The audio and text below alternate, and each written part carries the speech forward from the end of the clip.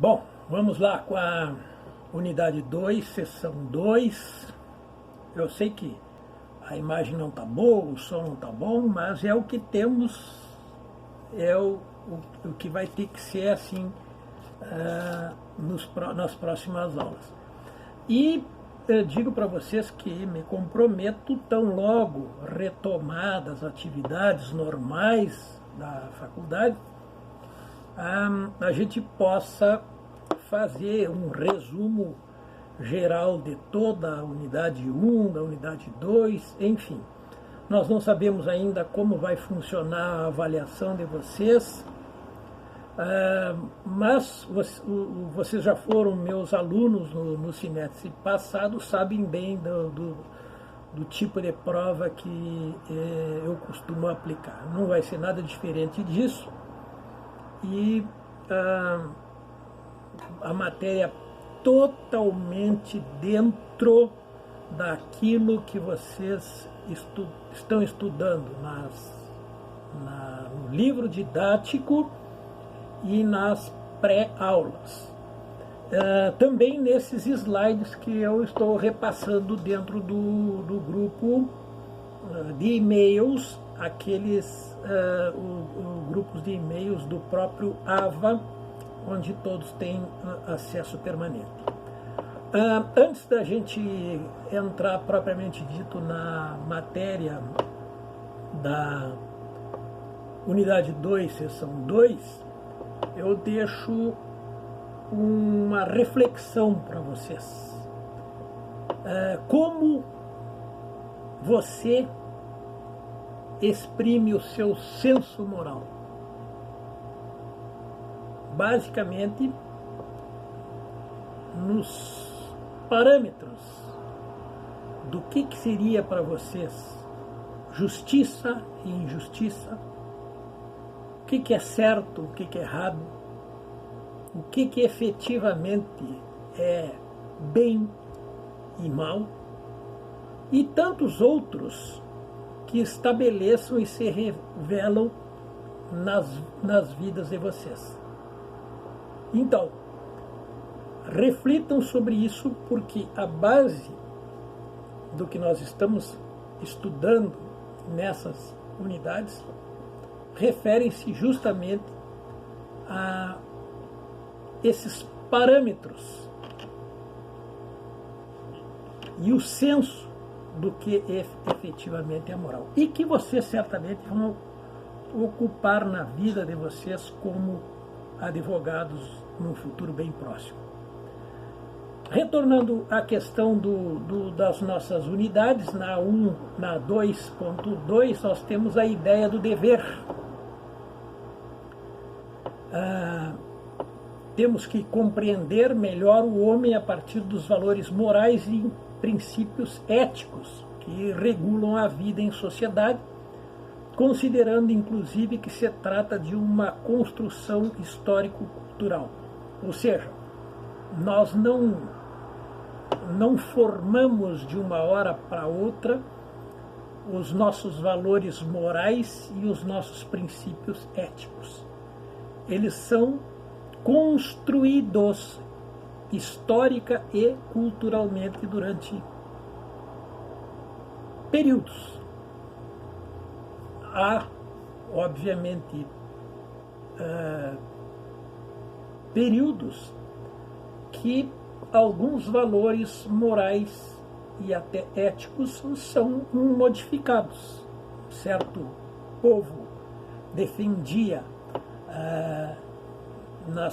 entre as suas virtudes valores morais e éticos de alguma forma, e depois passaram a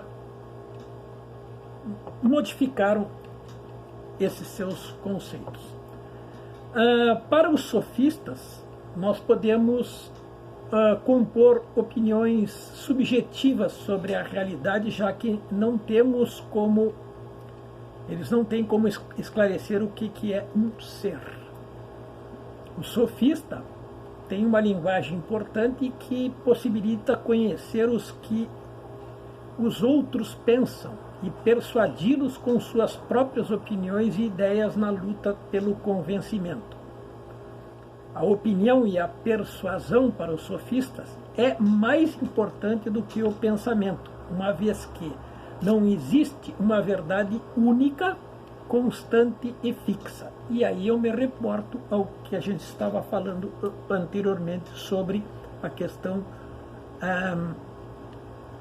daquela reflexão dos nossos parâmetros. Já o entendimento de Sócrates é diferente, pois para ele a verdade pode ser conhecida e o caminho para chegar lá é afastarmos das ilusões e dos sentimentos que não constroem e ficarmos longe das opiniões e voltar todos os esforços para compreender a verdade do pensamento. Então, enquanto os sofistas acham que não existe a questão da verdade, já o Sócrates aceita como válida e defende que os sentimentos dão as aparências das coisas e as palavras, como meras opiniões sobre elas. Conhecer, então, é passar da aparência à existência da opinião ao conceito, do ponto de vista individual, a ideia universal de cada um dos seres e de cada um dos valores da vida moral e política. Nesses pensamentos, já numa questão mais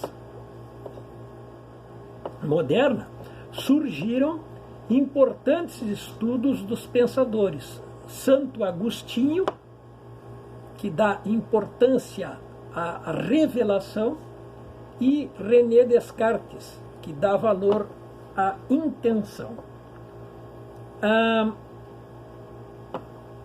O Santo Agostinho era Aurelius Augustus, mais tarde passou a ser conhecido como Santo Agostinho.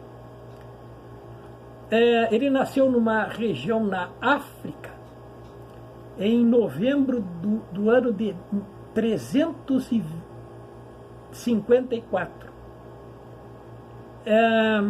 Antes dele se converter ao cristianismo, e que acabou virando depois Santo Agostinho, ele vivia uma vida pagã e ligada aos prazeres da carne. Foi uma das figuras foi influente na vida dele, a mãe, que era cristã devota. Só na sua maturidade ele passou a ser religioso e acabou se tornando bispo de Hipona, no ano de 395. Em vida, ele se dedicou a pensar e a ministrar sobre temas como amor, incompatibilidade de Deus com o mal e o livre-arbítrio. Essa é uma coisa muito importante, a questão do estudar, de vocês refletirem sobre a questão do livre-arbítrio. Apesar de não viver propriamente na Idade Média, ele é considerado o primeiro autor da filosofia medieval. Como filósofo cristão,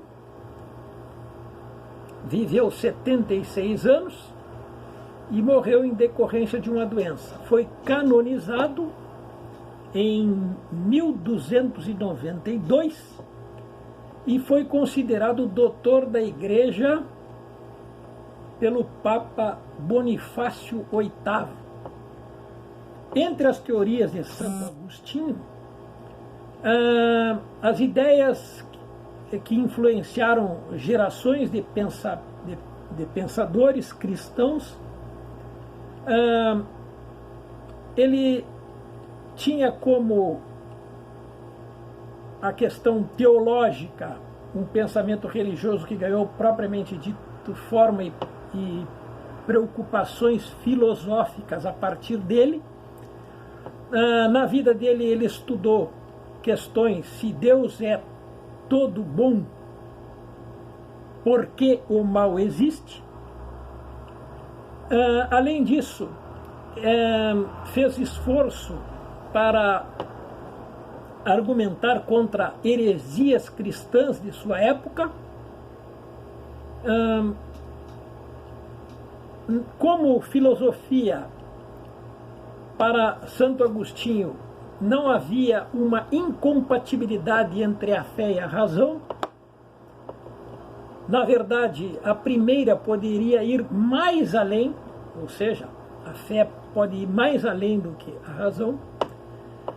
E a racionalidade é um dom divino que se encontra nos humanos, e ela deve ser utilizada na fala e no intelecto. Racionalidade. Entre as obras, ele escreveu